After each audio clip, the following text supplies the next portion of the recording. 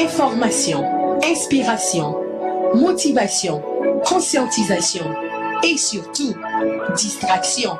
Gardez tout, votre pot pourri avec Flore. Votre Flore, tous les samedis, 6h, 7h. Gardez tout, la radio pour réfléchir.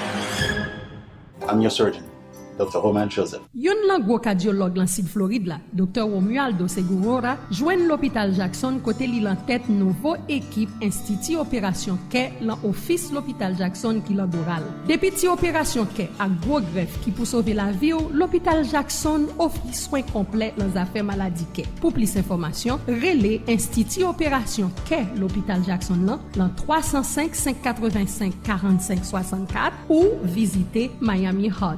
Leader.org.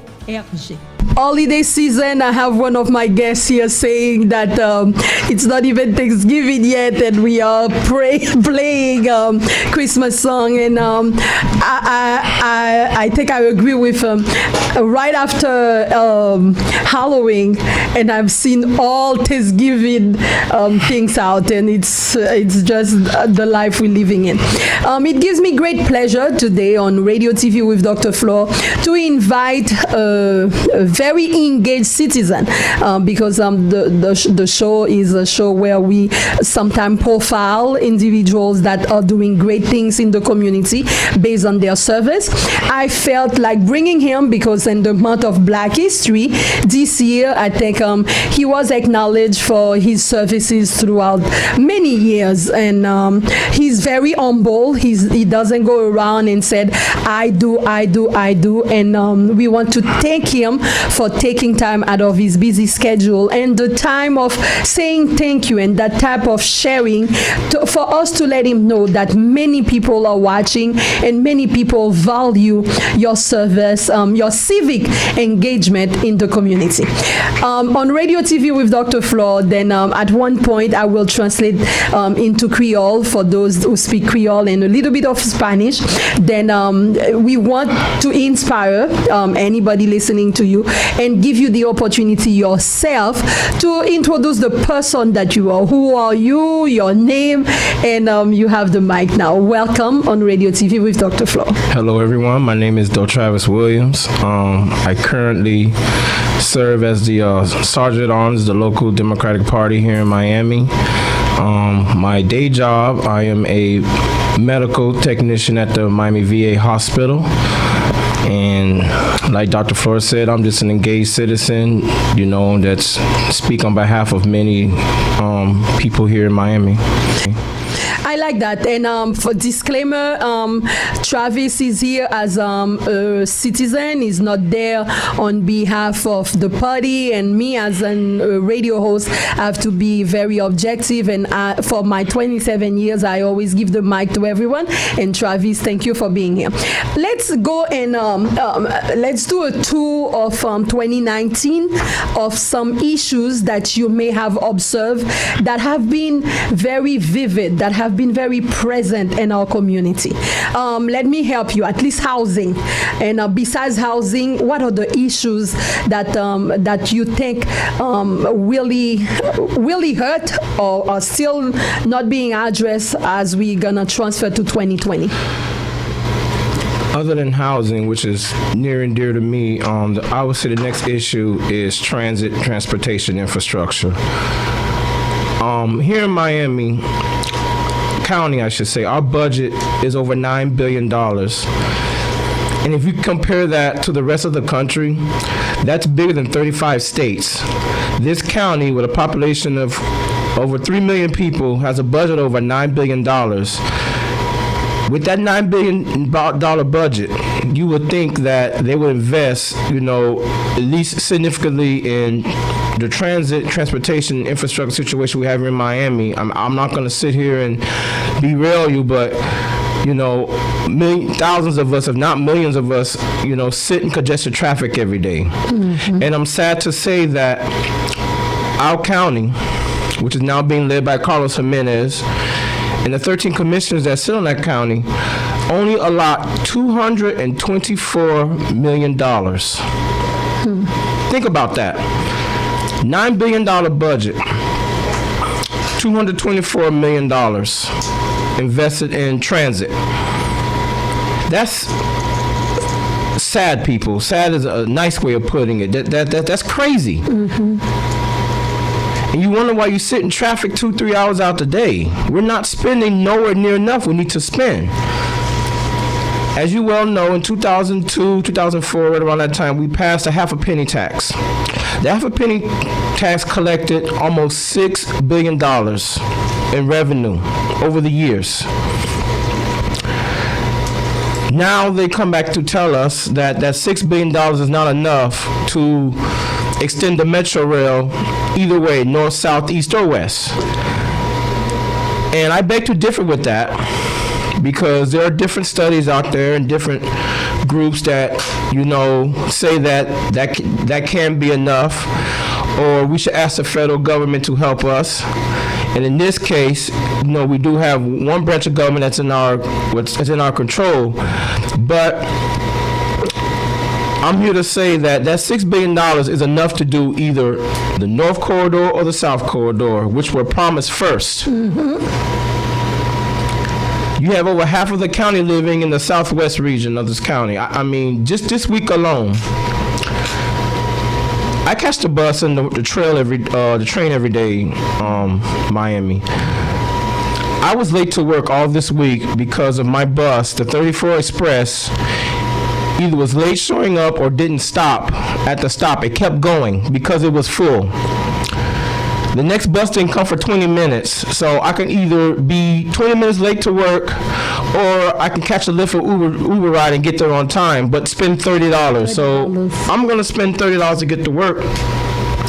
But this week I spent almost $100, just this week, because of our bus situation. We have a huge fleet of buses. Half of them not even being used. We bought brand new buses with that half a penny tax, along with new trains.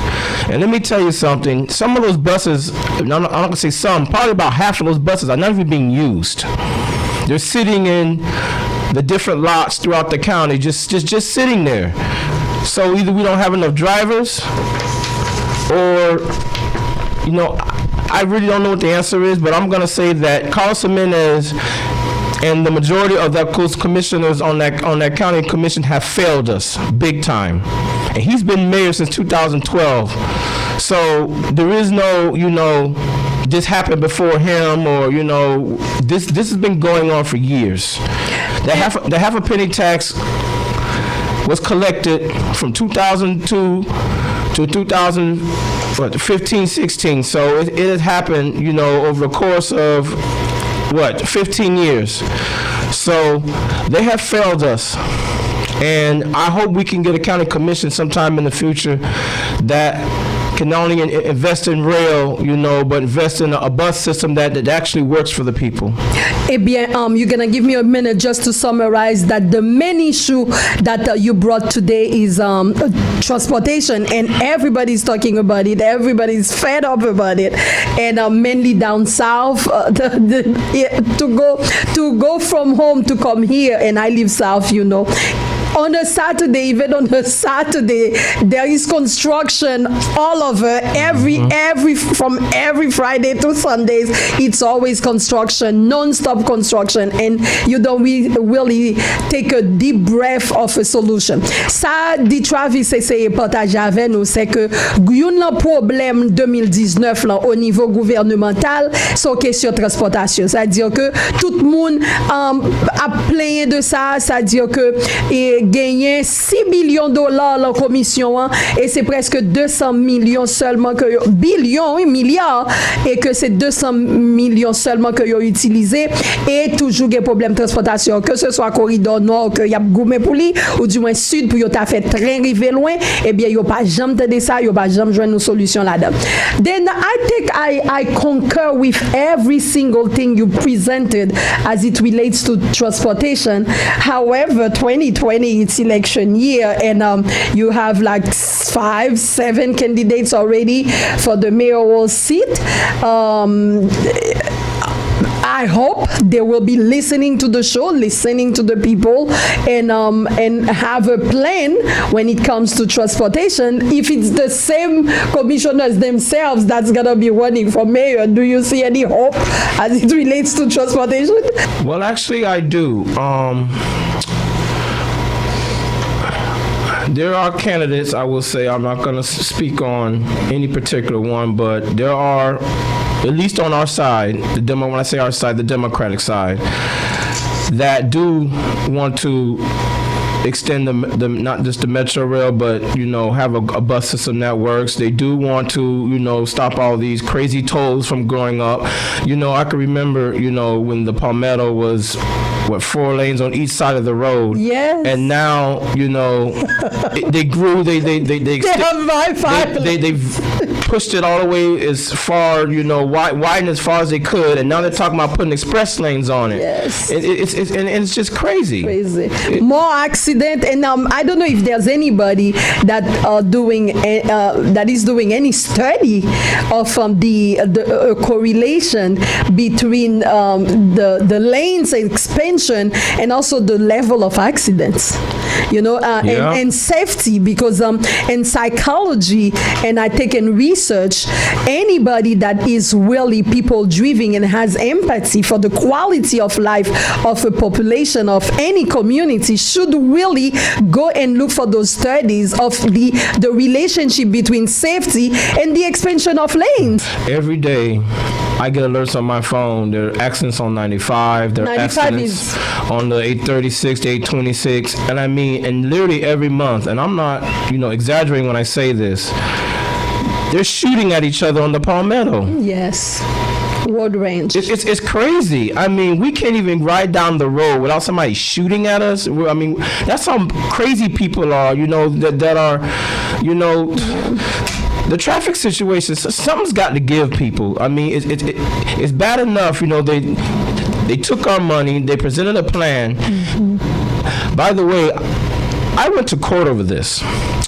There was a lawsuit, myself, Mayor Cindy Lerner, the Commissioner of Coral Gables, Vince Lago, and a few others. We went to court to try to fight the mayor over the half a penny tax because of what I just told you about them saying we don't have enough money to extend the Metro Rail.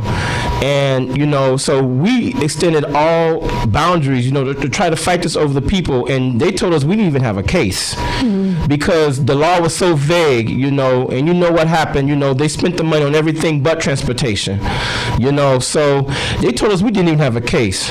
So now we're taking it to the people. Mm-hmm. I myself, that's why I voted for term limits, because we have the same commissioners up there that have been up there. Some have been up there since I was in middle school. We're talking 1993, people. 1993. We have 2 commissioners been up since 1993.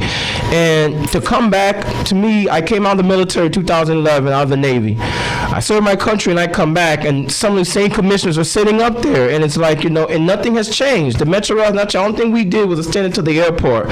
Wow, you would think in the most international city in Southeast United States gets a train to the airport after 35 years. Yes. We should have had that a long time ago, but that's a whole whole nother debate. But for us, you know, to be behind as we are almost 50 years, I'm going to say 40, 50 years behind transportation infrastructure. I have been to Europe, I've been to Asia, you know, Malaysia, Singapore, Beijing, London. You go to all these places, they have infrastructure in place. They have trains in place. Tokyo, everybody knows about Japan. They got trains going everywhere. Then what we try to accomplish today as 2019 is ending is to really bring conscience awareness, because the show, Travis, is called Look at Yourself, and Creole Gade Tetou. Then we cannot keep putting people into positions without really questioning results, without really being a voice for the people. And it's all of us. And also they access public transportation to some of them. Some of them really have to catch the bus and the train. And I think they have to really listen to the people and see that seriously transportation is a major, major, major issue. Then I'm going to give you the chance to bring another issue. And we'll wrap up with that deep reflection instead of being a traditional show where people are talking about the same thing. But transportation, we want to leave it there. We give some facts, and that anybody that is seeking a mayoral position in 2020, unless you come and tell the people on radio TV with Dr. Flore your real plan, tangible plan to solve Miami transportation headache, then you will be failing the people 18 more years. Housing, that's the next one. I say that because I'm a fifth generation Miamian. My great grandmother moved here right after World War II, and I'm sad to say that I am the last, at least of my grandmother's generation, one of the last who live here in Miami. Over half of my family relocated to Georgia and South Carolina because it's cheaper for them to live. It's more access to housing there. Here in Miami,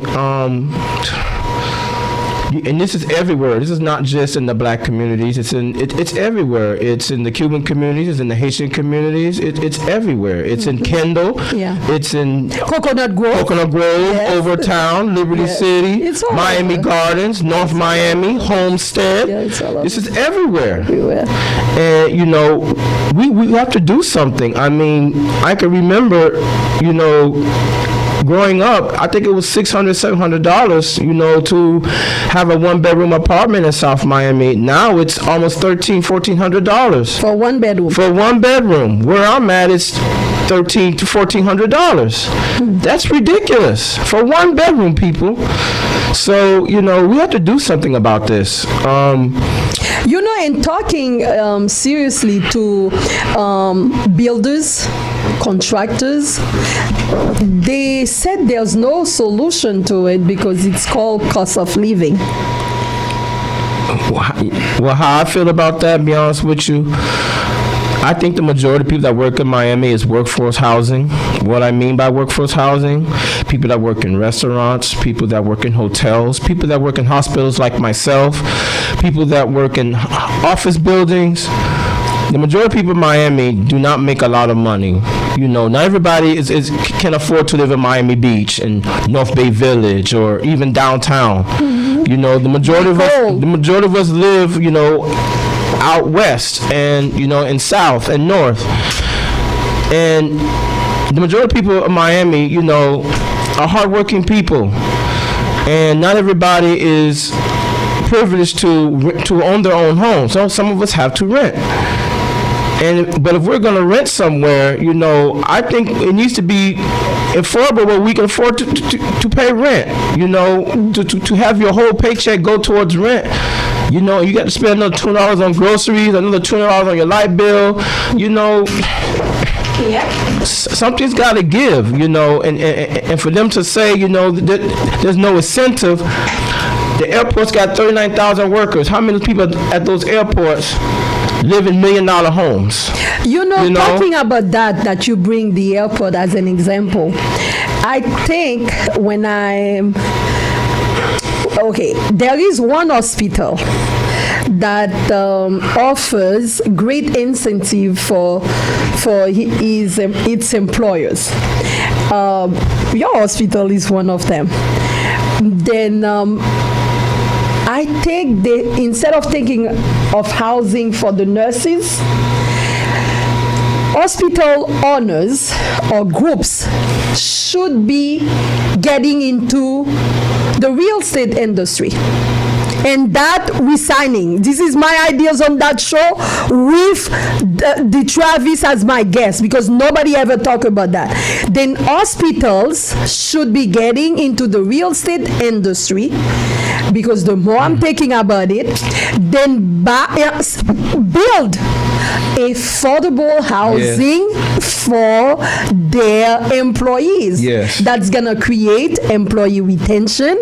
That's gonna create better family atmosphere. And whoever gonna repeat this, it is recorded on my show. You would have to pay me, because it is my ideas, and I'm doing it with Deltravis. It's we're doing it out of love, because we are seeing and we are frustrated about some things that happened in 2019, and instead of us whining about it, we want to slow down, bring conscience awareness, and that's $1 billion ideas. Then at least 3 big hospitals that are good and building promotion for their nurses and giving them incentive, get into the real estate and industry, and buy the workforce housing that you're talking about, and put all those other people coming from other states and taking over Florida, and let Florida be a state of the art when it comes to solving the housing issues. As I think about it, across the street is Jackson. Yes. Not everybody, I look around that area, and there are empty lands. There are empty lands. There's apartment buildings though nearby that that I know people that live in there that work nearby. But not everybody that works at Jackson at the VA, they travel far. Can live there. I'm traveling from Goose, a small community, that's south of Cutler Bay. It takes me almost an hour and 15 minutes to get to work. Yes. Via mass transit. We're coming from everywhere. Yes. And if Jackson South had housing right next to it. Yeah, more employees. And it's a big unincorporated big empty lot right near it.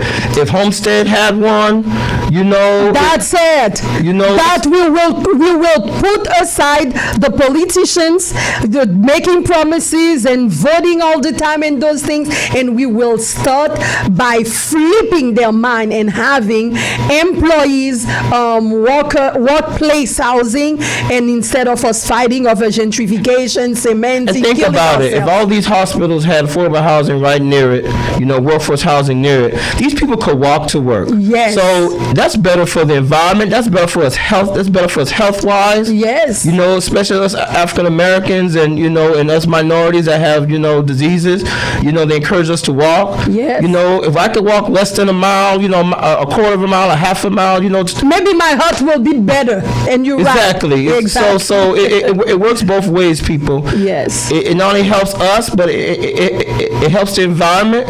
So there's a whole array of ideas that are out there, and like I said, you're not going to get these new ideas from people that's been up there 20, 30 years. Those people are stuck in a time frame. They're stuck in a time machine back in the 80s and 90s. We're not going to solve problems with 80 and 90s ideas. We need new people with new ideas. And those are the last words. And I thank you, Deltravis, for making the sacrifice, for being here. And I cannot wait for you to see and enjoy the show, for us to spread it as a holiday gift for our community that we love so much. Any inspirational word? Actually, yes. It's the holiday season, people. I am a 15-year Navy veteran. And I would just like to say, we still have, service members serving in Iraq and Afghanistan, some serving abroad, in bases overseas. And I would like to say, just keep those veterans not veterans, service members and veterans also. This time of year, there are a lot of homeless. We have a lot of homeless veterans here in Miami, a lot of them, and some of them don't have family, don't have nowhere to go. So just be thankful, thankful that you're not in the situations that other people are. But keep in mind, our service members serving overseas during the holidays. I've been one of them, and it's emotionally,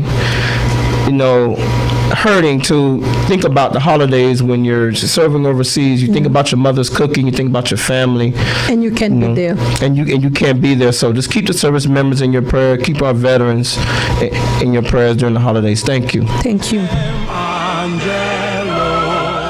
Et je dis toujours, nous dédier toute émission ça à Serge Fritz Olivier, que mémoire lui repose en paix. Adoremus venite,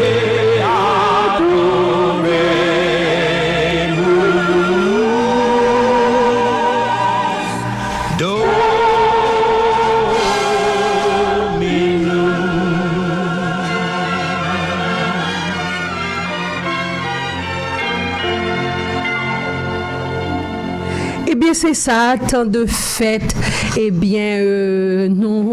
qui gens, ou saute, yon témoignage, yon émission, côté que, yon interview plutôt, côté que, avec un monde qui est très engagé dans la communauté, côté que parfois, l'important, ou mettez partie de côté, et qu'on parle cœur, et que vraiment rentrer dans un problème, et puis, ou porter des solutions qui mesurables. Et la radio TV avec Dr. Flore, il y a quelque temps que moi pas parler nous de certains services que m'offre en tant que consultant et qui est très important. Mais je dis et on nous font-il parler de les dernières volontés. Eh bien nous comptons parler de ça comme service que garder tête ou offre surtout à grande dette qui remet émission ça. Eh bien service et des grandes dettes nous yo écrit dernier volonté vinn retourner dans la vie moins en fonction de fin d'année de certaines grandes dettes qui chagrin, de certaines grandes dettes qui toujours considérées comme petite fille qui toujours connaît comme qu'à veiller pour yo. Eh bien et les dernières volontés en anglais, les holistic will. Dernière volonté, c'est deux façons qu'a fait. Ou écrit la main et pour qu'a enregistrer voix ou sous pas qu'a écrit. Moi mandé grande dette moi yo. Moun qui jeune ou pas besoin par exemple gon maladie pour écrire et puis de temps en temps changer. Parce que les morts ont toujours tort. Moun l'el pas là, li pa gen pouvoir. Ça veut dire tout moun kou di maman ka danser calenda Jean yo vle dans la ville. Et puis nous même tout qui on paquet capot, nous toujours dit oui nous pas pral mourir, nous là toujours n'a vivre m're d'accord. Mais cependant, c'est pas vrai parce que la vie en question santé, nous pas de contrôle. Hier mes amis, moi même Flore, moi prend un gros saut. Moi tellement tombé fort, moi dit bon Dieu merci que moi m'ka camper là, bloqué moi tâté m pas fouti lever. Et me connais me frapper fort là, l'anti derrière tête ça là. M'a main là ouais jusqu'à présent la fait mal ou même un petit massage, vous comprenez? Même pas un qui massage moun kon bay la tête moun, vous comprenez? Gen de l'homme so j'ai pas bité kon faire comme ça pour servir là détendre moi, mais quand même ranger cause nous avant li trop tard. Dernière volonté mais ça la donne.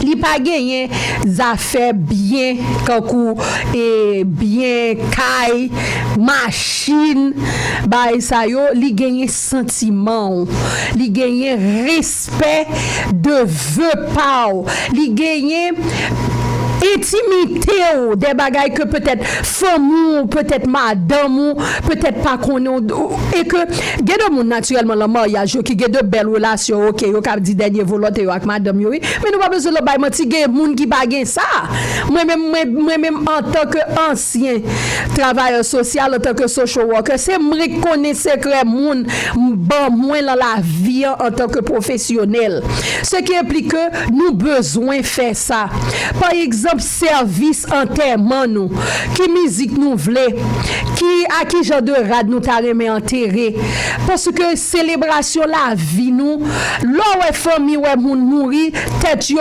bagay premier ça qui important pour yo combien cop qui la annuity combien cop qui la trust ça c'est bagay pour nous quitter pour moucher l'argent mais par exemple les chansons des funérailles de quelqu'un les par exemple rad moun nan vle mette etc. sou pas gen petite tellement gen petite qui la gen famille haïtien et moi connais et pour Thanksgiving nous gen 13 nous gen 2 assisted living facility côté kay grandette que parents fait gros dîner là kay gros docteur haïtien gros nurse gros ceci et puis grand moun yo rete là assisted living facility y a ni krele yo on dit depuis la matin pour tout manger pour yo et puis là souhait moun kon rete grand goût alors tant pris moi là tout autre beau Dieu que qu'a fait comme là sauf que moi dit nous c'est pour un service qui gratis c'est pour nous gagner au moins que $200 m'a vini m'a chita m'a fait pour nous par exemple moun yo gagner chèque social yo qui pas en pile chèque social là ko mourir pas régler rien pour ou besoin faire life insurance les moun qui bon ensemble pas vendre life insurance même gagner moun qui fait les moun chez l'argent mais pour moun a vini la bijou nous vinn prend bag ça pour tel ça zano ça pour tel chemise ça pour Picklin pantalon ça pour Evans sous pas écrire c'est téténade net téténade et moi même moi vle pour année fini pour nous garder tête nous pour nous sortir la téténade familiale ça yo pour nous sortir la plume ça pour tel morceau computer ça pour tel ou du moins des fois qu'après computer on écraser ou pas même pour qui est lié écrit sous pas qu'à écrit enregistrer parce que kounye lo ka enregistrer sauver et que de là go baga ou écrit pas qui peut ken avocat dou depuis le pas si elle pas bon ça dire que depuis c'est le baga l'église ou pas égaré si c'est terre ou gagne machine ou gagne caille ou gagne faut que si elle c'est devant avocat normalement pour aller bon avocat ici qui fait ça mais si par exemple ou gon témoin ou seule église ou voisine qui connaît mais tel belle chanter pour yo di pour yo pas chanter pour ou même qu'elle soit côté yo mettre vinn garder bien moun yo ou comprendre alors